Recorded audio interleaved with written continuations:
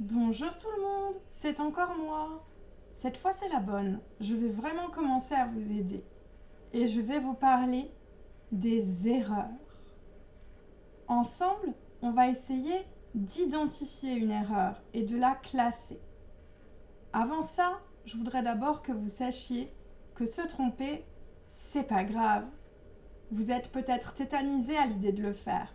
Vous avez peut-être peur de vous prendre une remarque, de vous faire disputer, de décevoir quelqu'un.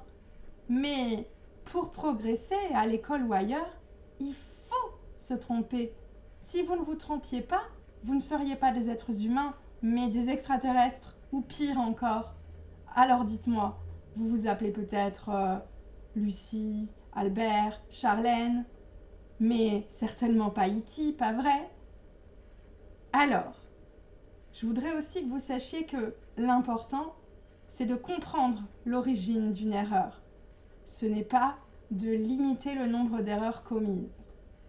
Si on comprend l'origine d'une erreur, on peut travailler dessus et on peut faire tout notre possible pour ne pas la reproduire. Plus on travaille, plus on s'entraîne, moins on fait d'erreurs. Plus on prend de risques, plus on agrandit la marge d'erreur. Mais vous allez voir, comme je vous l'ai dit, il faut se tromper pour progresser et l'erreur est parfois très utile. Allez, on essaye de voir de quelle erreur je parle, on essaye de les classer ensemble, de les ranger dans des espèces de boîtes. Alors, je commence par une erreur que vous connaissez sans doute, l'erreur de frappe. Comme moi, vous tapez peut-être très souvent sur votre clavier et parfois vous appuyez trop longtemps sur une touche et la même lettre s'affiche plusieurs fois. D'autres fois, sans faire exprès, vous inversez des lettres. Ça m'arrive tout le temps. Par exemple, au lieu d'écrire tout, T-O-U-T, j'écris totu.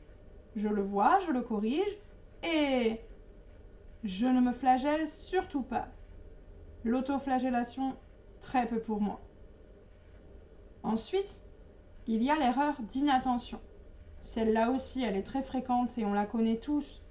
On la fait parce qu'on est fatigué, énervé, préoccupé, parce qu'on n'est pas tout à fait concentré, tout simplement.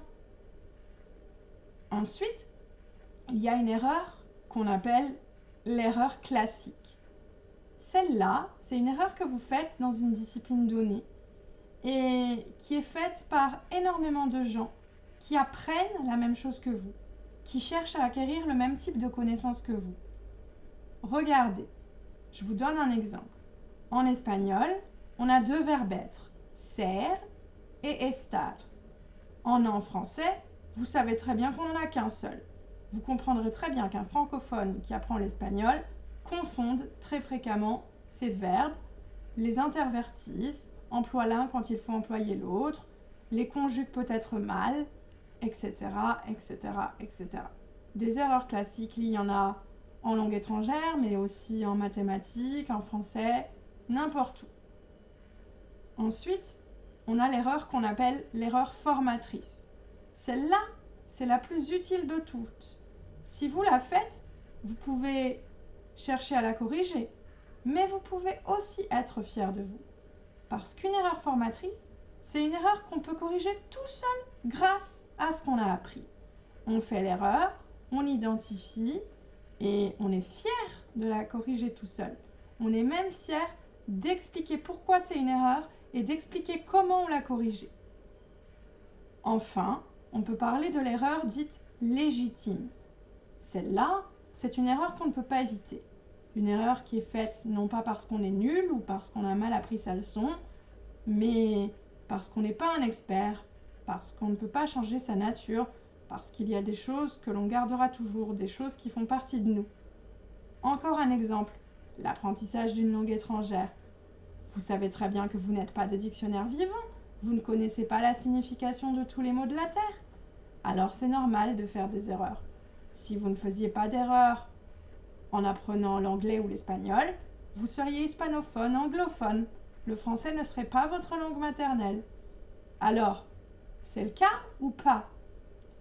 Dans ce cas, faire une erreur, ça peut vouloir dire enrichir son vocabulaire, ça peut vouloir dire s'ouvrir à d'autres cultures. Ça peut vouloir dire se coucher moins bête ce soir. Vous comprenez? Alors, j'espère avoir été claire aujourd'hui.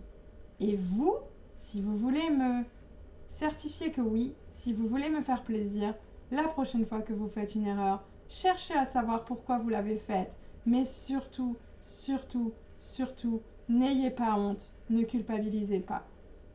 Allez, je vous laisse. J'ai pas beaucoup de temps aujourd'hui, mais promis, quand je reviendrai de vacances, je vous retrouverai pour parler de plein d'autres choses.